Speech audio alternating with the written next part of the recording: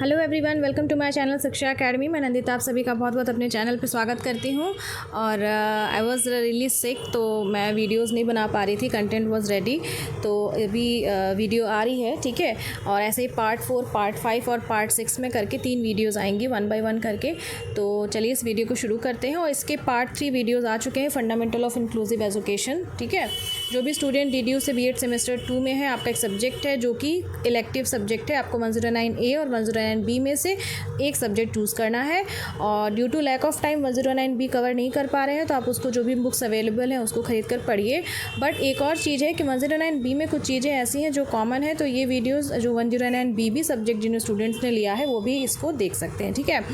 तो चलिए शुरू करते हैं। इसमें हम 30 क्वेश्चंस तक डिस्कस कर चुके हैं। आज हम 31 क्वेश्चंस के बाद जो आगे स्लाइड मैंने बनाई है उसको हम डिस्कस करेंगे, ठीक है।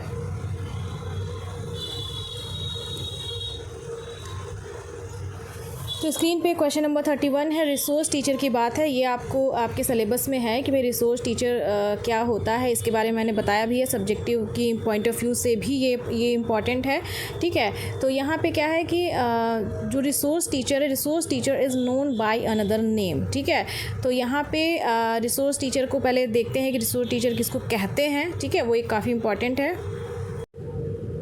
तो यहाँ पे लिखा हुआ है, जैसे इस जो नोट है, a resource teacher is a teacher whose primary role is to support teachers and students in the implementation of appropriate educational program within inclusive learning environment, ठीक है। तो इसमें क्या है कि जो प्राइमरी रोल है जो एक रिसोर्स टीचर का है कि जो इंक्लूसिव इन्वायरमेंट है, इंक्लूसिव एजुकेशन जिसको हम समावेशी शिक्षा की बात करते हैं, कि उसमें एक ही क्लास में हर तरह के बच्चे, जो डिसेबल बच्चे हैं, जो प्रॉब्लम चिल्ड्रन हैं, सब बच्चों को एक साथ पढ़ाएंगे। तो उसमें रिसोर्स टीचर का क्या रोल है कि वो बच्चों को एडिशनल सपोर्ट प्रोवाइड करता है, ठीक है। तो यहाँ पे क्या है कि अगर हिंदी में यहाँ पे बात की जाएगी, संसाधन शिक्षक जिसको हिंदी में बोलते हैं, इंग्लिश में रिसोर्स टीचर बोलते हैं, कि उसको किस नाम से जाना जाता है। तो यहाँ जो आपका ऑप्शन नंबर A है, स्पेशलिस्ट टीचर या विशेषज्ञ शिक्षक, तो ये आपका ऑप्शन नंबर जो A है वो सही है, ठीक है। नेक्स्ट क्वेश्चन की तरफ आगे बढ़ते हैं।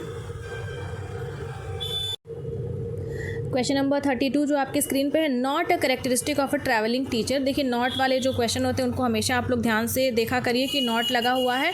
तो not a characteristic of a travelling teacher, परिभ्रमी शिक्षक जिसको हिंदी में कहते हैं, कि उसका क्या मतलब विशेषता नहीं है, ठीक है। तो अब पहले हम येस की तरफ से चलते हैं कि क्या विशेषता है, ठीक है। तो यहाँ पर देखते हैं कि अरेंजिंग रिमेडियल टीचिंग या रिमेडियल टीचिंग होगा। उपराचात्मक शिक्षा की व्यवस्था करना, ठीक है। जो रिमेडियल टीचर है उसकी व्यवस्था करना, तो ये एक है, ये कैरेक्टरिस्टिक है। To make the children aware of their uniqueness, तो एक जो ट्रैवलिंग टीचर है उसका क्या रोल है कि वो बालकों को अपनी विशिष्ट विशेषताओं से अवगत कराएगा, ये भी सही है। To train in various activities, बहुत सारी एक्टिविटीज़ में उनको ट्रेन करेगा। तो ये तीनों ऑप्शन आपके सही हैं। क्वेश्चन आपका क्या पूछा है, नहीं वाला पूछा है कि कौन सी विशेषता नहीं है, ठीक है। उस केस में आपका जो ऑप्शन नंबर, यहाँ से कलर कुछ और ले लेते हैं, ठीक है। जो आपका ऑप्शन नंबर D है वो आपका यहाँ पे सही है, क्योंकि यहाँ पे नॉट पूछा है, ठीक है। नॉट वाले क्वेश्चन को आप लोग हमेशा बिल्कुल ध्यान से रखा सॉल्व किया करिए, ठीक है।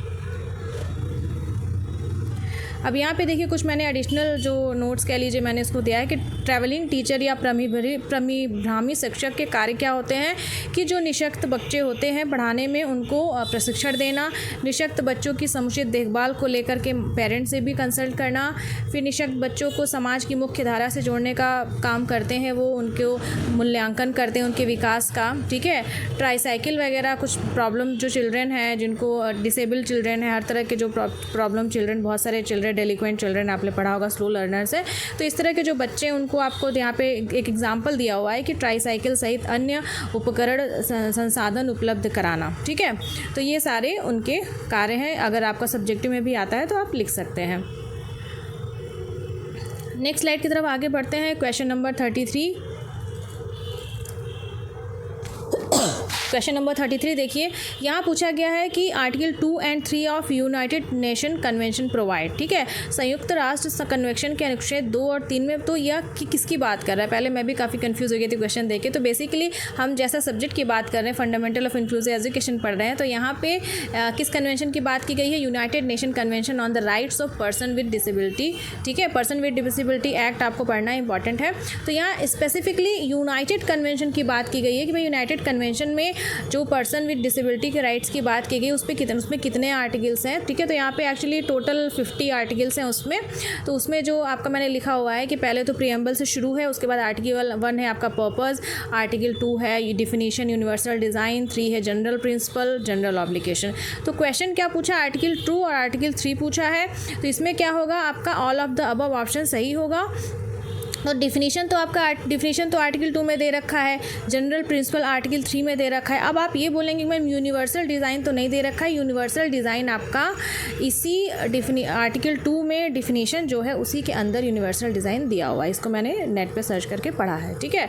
नेक्स्ट क्वेश्चन की तरफ आगे बढ़ते हैं। ये बार बार ऐसे क्यों हो जा रहा है, फ़ोन पे है शायद इसलिए। नेक्स्ट क्वेश्चन की तरफ आगे बढ़ते हैं। नेक्स्ट क्वेश्चन है अगेन यूनाइटेड कन्वेंशन में right to person with disability में आर्टिकल 4 जो है वो क्या कह रहा है, ठीक है। तो अभी मैंने आपको स्क्रीन पे दिखाया आर्टिकल 4 आपका जनरल ऑब्लिगेशन से रिलेटेड है, सामान्य दायित्व से रिलेटेड है, ठीक है। आगे बढ़ते हैं क्वेश्चन की तरफ। जो आपका क्वेश्चन नंबर 35 है, काफ़ी ज़्यादा इंपॉर्टेंट है।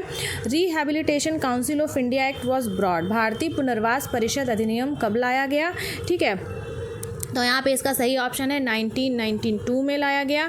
ऊपर आप एडिशनल नोट में पढ़ सकते हैं कि rehabilitation council of India was set up as a registered society in 1986। Registration कब हुआ था, 1986, बट ऑन सितंबर 1992, ये कीवर्ड है, ऑन सितंबर 1992 में act was enacted by the parliament, ठीक है। तो इनैक्टेड किया गया, तो आप यहाँ पे 1992 लगाएंगे। और अगर क्वेश्चन पूछता है कि स्टैट्यूटरी बॉडी कब बनी तो आप 1993 लगाएंगे, ओके। तो यहाँ पे मैंने इसको एडिशनल यहाँ पे डाला हुआ है स्लाइड में। The rehabilitation council of India was set up as a registered society 1986, पहले भी मैंने इसमें बताया आपको। और फिर ये पार्लियामेंट के थ्रू इनैक्टेड हुई 1992 में, स्टैट्यूटरी बॉडी बनी आपकी 1993 में। इसका सोर्स जो मैंने कंटेंट कहाँ से लिया है आप इसको गूगल पे करके सर्च कर सकते हैं। तो इसमें क्या है कि जो रिहैबिलिटेशन काउंसिल ऑफ इंडिया है उसमें मैंडेट क्या है कि जो पर्सन विद डिसेबिलिटी है उसको क्या क्या सर्विसेज दी जा रही है उन सबको मॉनिटर और रेगुलेट करना है, ठीक है। फिर to standardize syllabi and to maintain central rehabilitation register of all qualified professional and personal working in the field of rehabilitation and special education, ठीक है। तो ये एक दे रखा है। और lastly the act also prescribe punitive action against the unqualified, मतलब कि जो पर्सन विद डिसेबिलिटी है उनको एक अनक्वालिफाइड लोग आप उनको नहीं मतलब असिस्टेंस प्रोवाइड कर सकते। ये सारी चीज़ें हैं इसमें, ठीक है। नेक्स्ट क्वेश्चन की तरफ आगे बढ़ते हैं। Question number 36, when was the national education policy 2020। बहुत इजी क्वेश्चन है। राष्ट्रीय शिक्षा नीति 2020 को मंजूरी कब दी गई, 29 जुलाई 2020 को दी गई है।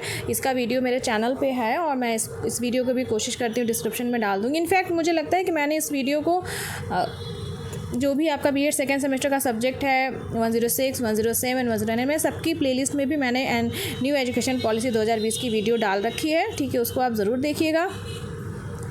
नेक्स्ट क्वेश्चन की तरफ हम बढ़ते हैं। Question number 37, problem of child delinquency is written by, ये एक बुक का नाम है, problem of child delinquency is written by. अब बताइए इसके सही आंसर कौन है, ठीक है। इसका सही आंसर है ए मैरिल, ठीक है। और यहाँ मैंने एडिशनल नोट किया गया है, violation of law by a child is called juvenile delinquency. होता क्या है कि एक बच्चे का द्वारा अगर कानून का हनन होता है, ठीक है, कोई रूल है बच्चा उसको तोड़ता है तो उसको जुवेनाइल डेलिक्वेंसी उसको बोलते हैं। Delinquency is anti social and criminal behaviour committed by a person who is under the age of 18। अगर कोई बच्चा कोई क्राइम करता है जो 18 साल से कम का है, ठीक है, तो उसको हम जुवेनाइल डेलिक्वेंसी बोलते हैं, जो अडल्ट नहीं है, ठीक है। जुवेनाइल डेलिक्वेंसी इज ऑल्सो कॉल्ड डेलिक्वेंसी, ठीक है। तो काफ़ी इंपॉर्टेंट है इसको। अगेन एक यहाँ पे बुक की बात की गई है कि जुवेनाइल डेलिक्वेंसी इज़ रिटन बाय, तो इसका सही आंसर है आपका टैपिंग, ठीक है। अब ये एक बार ट्रांसलेशन आप लोग देख लीजिएगा, ठीक है। ये बुक है इसके बारे में। नेक्स्ट क्वेश्चन है, ये काफ़ी ज़्यादा इंपॉर्टेंट क्वेश्चन है। अर्ली इंटरवेंशन की बात की गई है। अर्ली इंटरवेंशन जिसको हिंदी में शीघ्र हस्तक्षेप बोलते हैं। Early intervention is related to which age group, ठीक है, किस आयु वर्ग से, तो मैं बता देती हूँ इसका ऑप्शन नंबर जो ए है सही है, 0 से 6 वर्ष की अवस्था तक। तो यहाँ पे देखिए early intervention help children improve there abilities and learn new skills. तो अर्ली इंटरवेंशन क्या होता है कि जैसे मैं बहुत ही आसान भाषा में समझाना चाहती हूँ आप सबको कि जैसे कोई बच्चा है तो 0 से 6 वर्ष की अवस्था तक उसमें कोई प्रॉब्लम है, किसी भी तरह की प्रॉब्लम है, फिजिकल है, मेंटल है, तो उसको चेक किया जाता है और उसको जितनी जल्दी आइडेंटिफाई कर लिया जाए उतनी अच्छी उस हिसाब से काम किया जाता है उस पर कि हाँ फ्यूचर में इस बच्चे को किस तरह से ट्रेनिंग देनी है, किस तरह से सपोर्ट प्रोवाइड करना है, असिस्टेंट देना है, इस सब पे काम किया जाता है। ठीक है, it is a term use to describe the services and support that are available to babies and young children with development delays. ठीक है, यहाँ पे देखिए डेवलपमेंट डिलेज की बात की गई है, कुछ बच्चों में डिले डेवलपमेंट होता है तो उनको अलग तरह से असिस्टेंट प्रोवाइड की जाती है, डिसेबिलिटी की बात की जाती है। ठीक है, उसमें कौन कौन सी चीज़ें इंक्लूड होती है, जैसे स्पीच थेरेपी दी जाती है, फिजिकल थेरेपी दी जाती है। ठीक है, बहुत सारी चीज़ें इसमें। नेक्स्ट क्वेश्चन की तरफ बढ़ते हैं। Sorry 40 into how many parts have the early intervention be divided. ठीक है, तो जो अर्ली इंटरवेंशन है जिसको शीघ्र हस्तक्षेप करते हैं कितने भागों में डिवाइड किया गया है, तो ऑप्शन नंबर जो अ है 4 भागों में डिवाइड किया गया है। चिल्ड्रेन एट बायोलॉजिकल रिस्क है पहला, चिल्ड्रेन एट इन्वायरमेंटल रिस्क है, इस्टेब्लिश्ड रिस्क चिल्ड्रेन है और चिल्ड्रेन विद डेवलपमेंट डिले है। ठीक है, तो ये 4 भागों में डिवाइड किया गया है। आज की वीडियो में हम इतने ही क्वेश्चंस को डिस्कस करेंगे, अदरवाइज़ वीडियो काफ़ी लंबा हो जाएगा और छोटे छोटे वीडियोस देखना ज़्यादा अच्छा लगता है। ठीक है, तो इसके पहले के जो 30 क्वेश्चन है दे आर रियली इंपॉर्टेंट। मैंने एडिशनल नोट्स भी उसमें डाले हैं आपको, और वीडियो बनाने में बहुत मेहनत लगी, सच बता रही हूँ। स्लाइड बनाना, फिर उसके बाद एडिशनल इन्फॉर्मेशन नोट करना और फिर रिकॉर्डिंग इज़ वेरी टफ। तो आपको मतलब एक हेल्प आप कर सकते हैं, आप सुपर थैंक्स का यूज़ करके मुझे सपोर्ट कर सकते हैं और लाइक शेयर सब्सक्राइब करके सपोर्ट कर सकते हैं, और बेल आइकन प्रेस करना मत भूलिए, क्योंकि अगर आप बेल आइकन प्रेस करते हैं तो बहुत कम वीडियोज़ बनाती हूँ बट क्वालिटी वीडियोज़ होती हैं, वो सारी इंपॉर्टेंट होती हैं, तो उससे आपको कोई भी नोटिफिकेशन छूटे ना। जो भी इंपॉर्टेंट वीडियोस के डिस्क्रिप्शन में मैं सारे लिंक प्रोवाइड कर दे रही हूँ। तो मिलते हैं फिर नेक्स्ट वीडियो में। Thank you for watching.